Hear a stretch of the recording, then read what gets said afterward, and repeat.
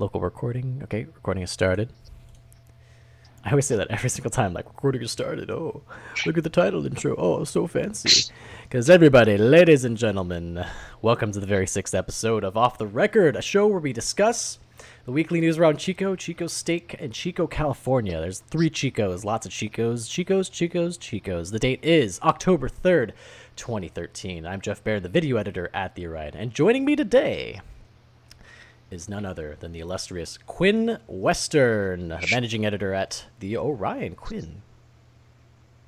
That's it? Not a single word out of her. She just gives a feeble wave. No. What was that about the show? I'm so excited to be back on the show. And following her is returning panelist Cammie Carter, the former features writer. How you doing, Cammie? Fantastic. Are you sure? Yes, I'm pretty sure. All right. Okay, that's fine. And we have a completely new panelist this time. Aubrey. Okay, I had to really think about that after I said your, because she gets really sensitive if I say Audrey. Because the B and the D, you just flip the letter. It's like a mirror. It's amazing. Aubrey Crosby, former sex columnist at The Orion and current new assistant news editor. What was that? It's definitely a B, she said.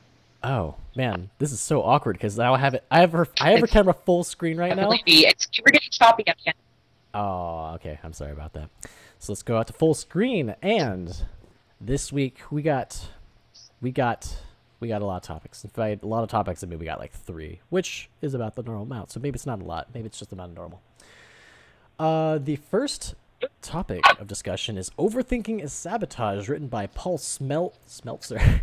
I keep looking over to the left. If you see me look over to the left, it's because I'm reading my notes. And he wrote about basically how you ever just like take a test and you get so psyched up about it, you're like, all right, I think I got this. I think it's good.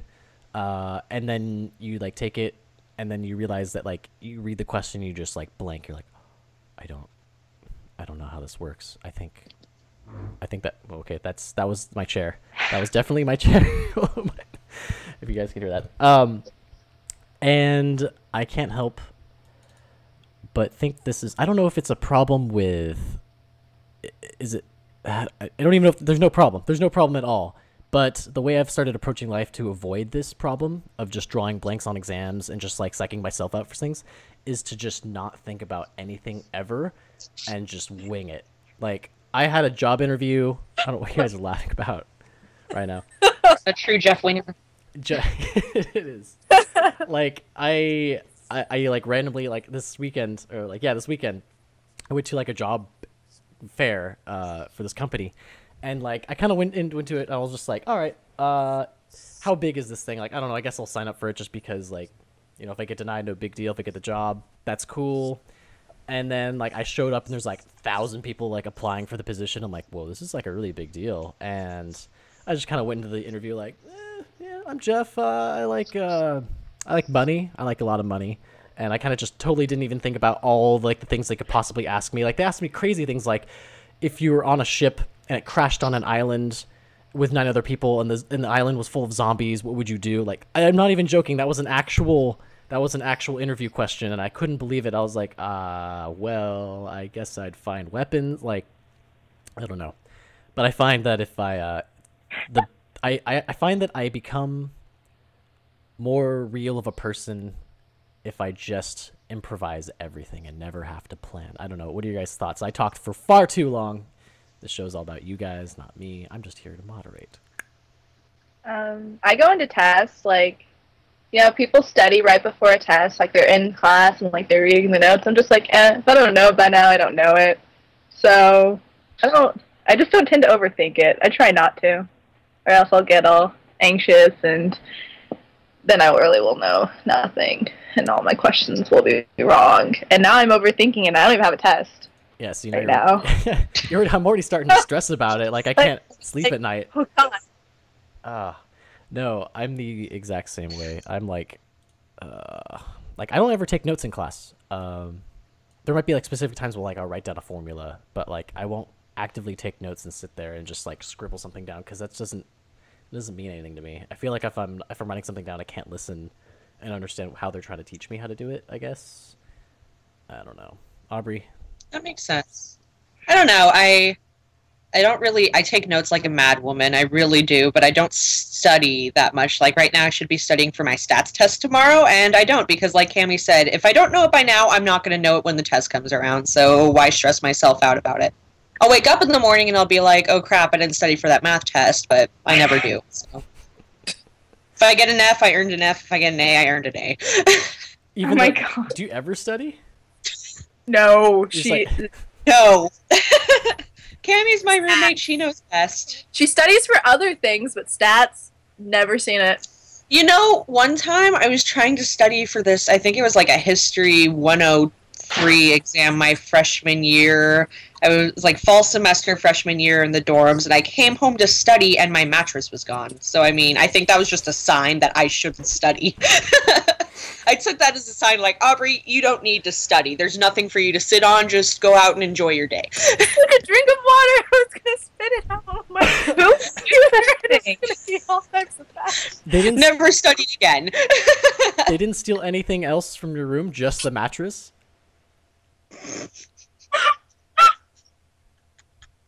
She can't even... I don't know who would do such a thing to prevent you from They stole my studying. computer once, too. I think it was the same day, actually. So they came back, they're like, Was they it, stole... was it the same day? Quinn, would you know? No, I don't think it. Why would anyone steal your computer and mattress at the? Was it the same day? God. No. You're overthinking it. See, that's the whole thing. You should Okay, overthink. Honest to God, I'm overthinking it. This is what happens when you overthink things. So, trailing back, back. ever since then, I just haven't really studied. She's really shaken up about it. Well, she's actually, like, completely freezing right now. Can you guys hear her? I can't She's just that upset about it. Oh, She's man. so upset about mattress missing, and she's overthinking it that it all froze. It froze. She- It froze her out. Oh, good. Oh, this is great. Oh, no, This she's is back. what- Okay. He does. So Okay. don't overthink. Don't over... Oh, there we go. I got a splash picture. Great. So I'm going to continue this whole... Oh, okay, we're bringing up her picture again. She's turning... Oh, Aubrey. Aubrey, this entire episode is falling apart. Anyway, I know. back to studying sabotage. Unlike Jeff, I have to write down everything in class. Like, literally everything that the teacher says, the examples, everything. But I do have a friend that tries to record all the classes, and then he realized, like, a week ago that he can't hear the recording. He's been recording for 5 weeks. What? Yeah, I know who you're talking about. He sits right next to me in class, and he's on Facebook the whole time. That would be the worst. 5 weeks is a lot of content to just lose. Also, Aubrey, He's horrible. Like he does not overthink at all. He will be going to class and be like, "Oh, we had a quiz today," and we'll be like, "Yeah." He's the most relaxed person taking the test. he'll probably live longer, though, I guess, on the plus side. I mean, he's not stressing. He's like, oh, well, too bad. It's gone. It's over. God, I really want to continue talking about how your mattress got stolen, but I don't know how to... Like, because the way I see it is that the robber came in and was like, oh, good, a mattress. And he just takes the mattress and then, like, comes back later and says, like, oh, there was a computer in there. I should have taken that. Damn. And then he comes back and he steals it. We can segue into the other topic about being good neighbors. Someone should have told her that her mattress was stolen. That is it. Okay, Aubrey, you know what I'm going to say right now is that your camera is really going crazy. I'm going to have you go and, like, go up to Camry. Oh my god, that's my friend's name. I'm sorry. Go up to Cammy's God, did it again. Cammy's room, and then that way it'll be just easier that way because this is just not working out too well, unfortunately. Okay. Come join Way to be a good neighbor, Jeff. Yeah. Join me. Speaking of good neighbors, Quinn just totally like handed me that softball in a segue. Being a good neighbor is our next topic. To prevent theft, students need to be good neighbors, and this one has to talk about basically the bystander effect, where Aubrey, can you hear us? All I hear is audio glitches. Like, it's really bad. Tell her to go upstairs. I'm sorry. Bye, Aubrey. Just exit. End the call.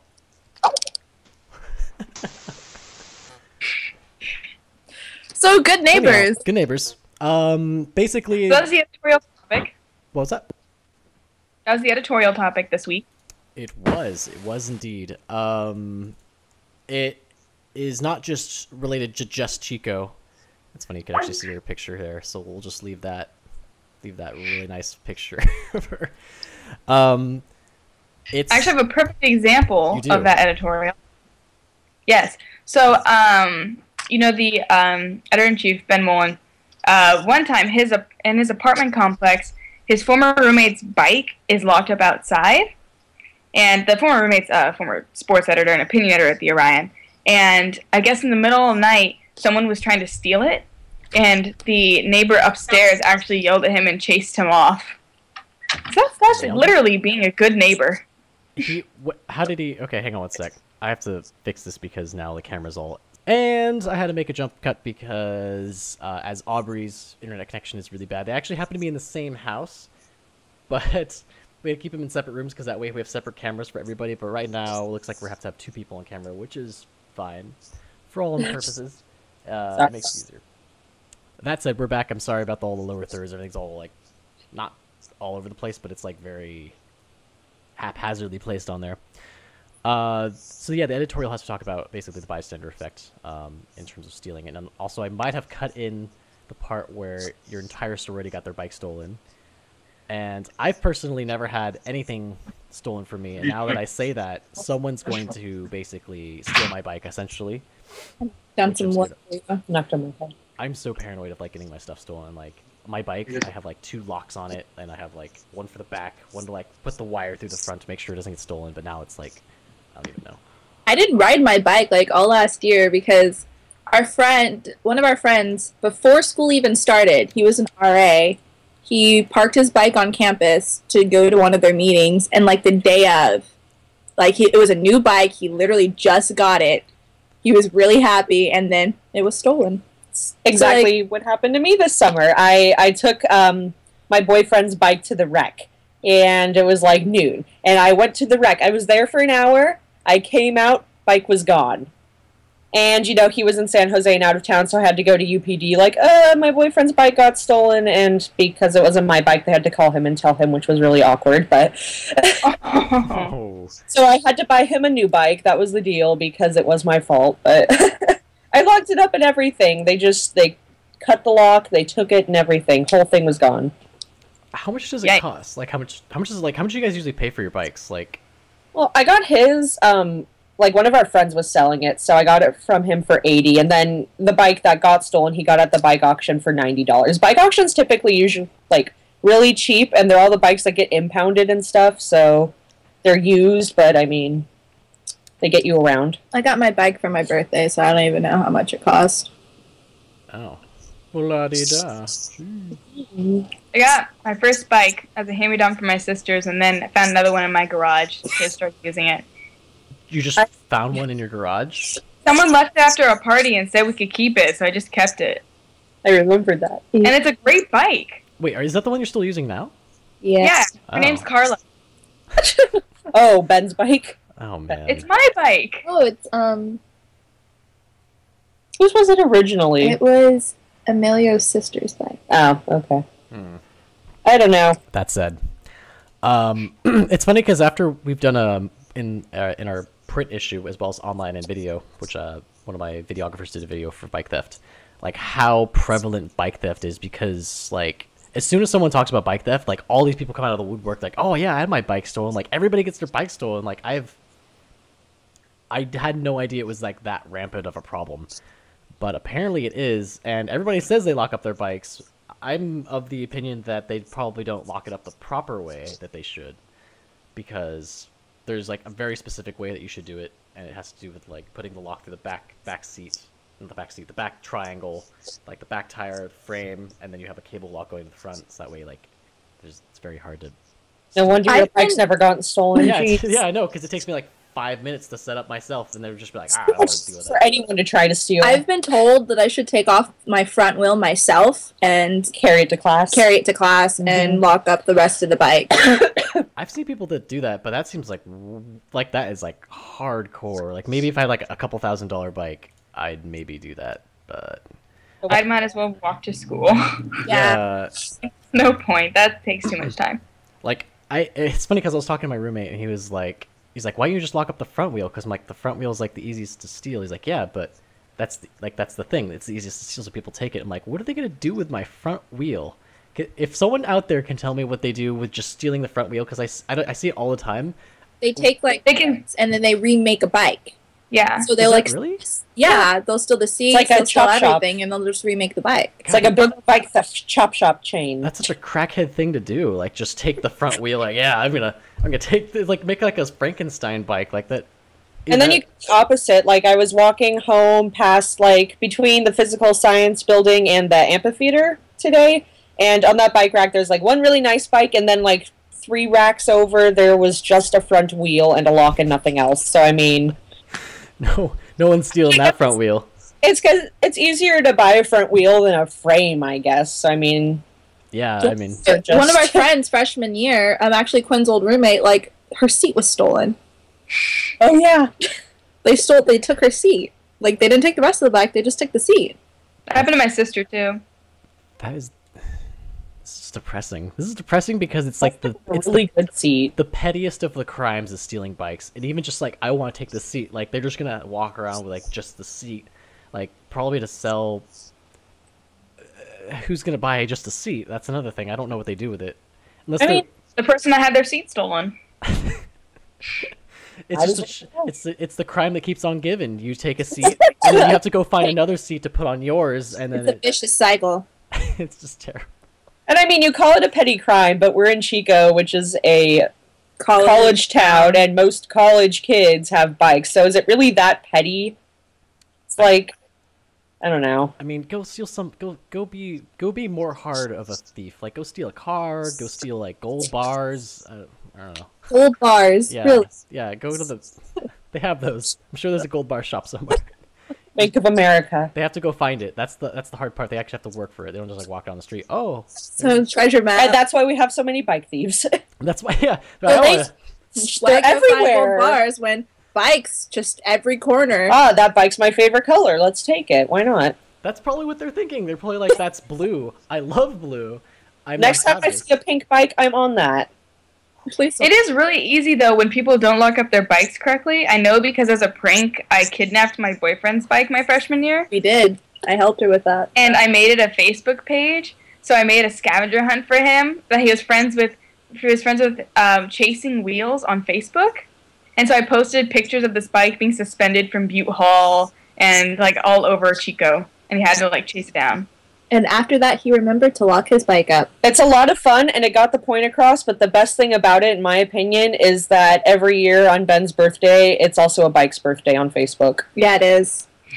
That's actually a pretty good story. I had no idea that you did that. That's like so much effort to like put into that prank. Because you can't just, you have to like, wait, suspend it from Butte Hall because people who aren't get from to the like second floor. I think we still have the pictures on and Facebook. We put it up onto the ledge, and then we put it onto a tree. We stuck them on the railroad tracks, like, and took pictures, and we're sending them to him and putting them up on Facebook. Watching him run back and I go all out for my pranks. Yeah. Yeah, Jeez. yeah, you do. Don't mess with Quinn, man.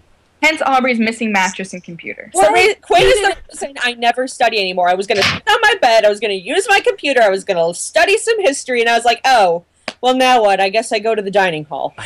I guess I'm not sleeping tonight. And then she told me the mattress was at the Orion, but it was under her roommate's bed the whole time. We did not say it was at the Orion. We just said, oh, we're at the Orion. And then the next message was, you know, your mattress is really fun to go down the stairs with. Never actually said it was at the Orion. She did tell me it was in a basement at one point, though, and I was like, under your roommate's bed is not a basement. She sent a lot of misleading messages. Anyway, Jeff, watch out. Anyhow. Anyway, bike theft, mattress theft, they're all very real things. Grand Theft Mattress. People should, if you see someone stealing a bike, and you can tell when people are stealing a bike, they probably, are Take a picture. locked. Take a picture and then like Call- put it on Facebook, Twitter. Go, like, say, hey, I see you stealing that bike there, and they would probably look up and go, oh shit, talkie mushrooms, and run away. Nice save. Nice save. They won't. No one's gonna know. No one will know what she actually meant. She just loves mushrooms. Yeah, I mean, like when someone's stealing a bike, if like they have like a saw, probably they're just like going away. That probably takes like what, like 2 minutes of solid sawing, and it's not like a quiet act. Yeah, It's not always my stealthy. favorite part of like the police blotters are the calls that say like suspect reported with bike like lock cutters. Like you know what's going on there. Like, those things are giant. Like, why are you going to carry those around Walk campus? around the street with them. Yeah, I wear them on my utility belt. must Yeah, be a big belt. You want Yeah, to it keep would be those like- around. You never know when you have to break a lock, right? But that one time that you don't have it, and the girl's like gonna come up to me and be like, "Hey, can you cut my lock?" I'm like, How do you know "Oh!" she could be stealing your bike and I you'd could've be been- like too phased to notice because Okay, we have that topic. This whole show is just about bike stealing and like things going wrong. That's fine. It's fine. It's fine. It's not a big deal. It's not a big deal. Quinn, you wrote an opinion article about crimes recorded in Clery Report should extend beyond campus. Tell. There we go. Tell us. Well, the Cleary report right now is through the university releases this report every year about what crimes happened on campus and how many. So this includes sexual assaults, thefts, a slew of different topics. And my column was about that this should extend beyond campus because while I think between if I remember correctly, between 2009 and 2011, there were 9 sexual assaults on campus. There were 109 off campus. 109? 109. How, over what period? 2009, 2011, same period. Whoa, that's a really high number. That's like alarmingly high.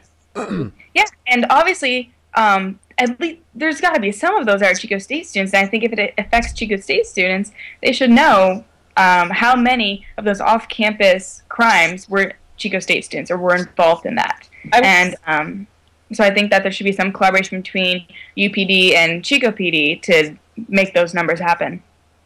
I was thinking about this a little bit earlier because the Cleary report is something that every university does. Mm-hmm. And I was like, that's a great idea and it is really important, but feasibly, it could work for Chico, but I don't think it could work for every other school because, like, Chico is a college town, so it, like, everything affects the students, and you should know, but, like, San Diego has colleges, but it's not a college town, so you can't really include everything in the campus one, but you know what I mean? But, like, Chico specifically, I think that because we're so, like, the community is so tied to the university, I think it's especially important that we should be aware. It's something that people said that you can't do one thing here in Chico. It has to be across the board. So it needs to be something at the legislative level. But if it does happen at the legislative level, then they should have officers go through some sort of procedure to find out if someone's a student and just include the student crimes in the city for, like, San Diego. Yeah. Not all of the crimes in the university report, but so that there is that mix. Yeah. I mean, the Cleary report right now is so vague. And I'm trying to think of another example, but outside of California, other reports that similar reports that give the same information are really detailed and give the information that I was talking about in my column. Man. So, I mean, you can get a more detailed Chico one, but you have to jump through a bunch of hoops to get it, which is the problem. I think it should be readily available information. It should. If I'm concerned about walking down the street and whether or not I'm going to be safe, I should be able to know, like, what's going on everywhere without having to dig for the information, Yeah. So I've only been here for like a little over a year, and like has sexual assault always been? I mean, I know it's like an ongoing problem, but like it feels more significant than it has in the past. Is it increasing? Is it about the same? Is it just? I remember when my sister was here, it was just as bad. Oh. She's 3 years older than me. I think a lot of it is that it's like more publicized now because there's the whole Lonnie Scott Keefe trial coming up, and That was ridiculous. situation, like stuff like that really brings it to the forefront. So I feel like it's always been going on to the same amount, but it's just more publicized. Right. So what? I guess I'm trying to think of like a call to action. What is the call to action on this? Like, what can students do to encourage, or not? They need to contact their local representative and ask them to make some changes at the legislative level. Oh man, that is a hard call to action. Like, as soon as it gets to that level for anything, it's just like, or even just contact tell university officials. They're the ones that are going to push the legislative level. That's their job. Yeah, It's their job. They're the middleman for us. I mean, okay, we do need to. It is our civic duty as well to take part in politics and voting and contacting our representatives about what matters to us. But also, university officials and AS should all be taking part of that as well. The Chico government is not shut down right now, Candy. I know. the Chico government. She's like, the government shut down! I'm actually gonna move that up there. Chico City Council is still open as far as I know, Cammy. That's good. And I know UPD and Chico PD collaborate already. Yeah, so why not just add one more thing to the mix? All you really need to do is... Honestly, I feel like it might not be this easy, but logically it makes sense that all they have to do is go, anytime something happens, are you a Chico State student? And then they can just add that to the numbers. Yeah, but it also may bring into effect privacy. That's true. Yeah. Is that a huge privacy issue to state if you're a student or not? I feel like it's anonymous enough, isn't it? Well, from what I thought, I don't think this is exactly true, but I thought that when officers found out that someone was a student, that they could be reported to UPD and then reported to the university, and they can actually get in a lot of trouble. So that could be a reason that people don't want to say they're a student. Hmm. So if they get trouble off campus, they get trouble on campus too. But I don't know if where exactly that should be separate, though. You would think to an extent. Like, if I'm doing something on campus, that's understandable. But if I decide to, I don't know, rob a bank or something, and you don't, maybe not that extreme. I think you're thinking more like minor in possession. Like, yes, did it while you were underage and you were drinking. It happened to you, and that was like that. The school shouldn't have any say in that, in my opinion. Like, I don't know. I feel like that's up for the cops. If I'm not doing it on campus, then it's out of the question.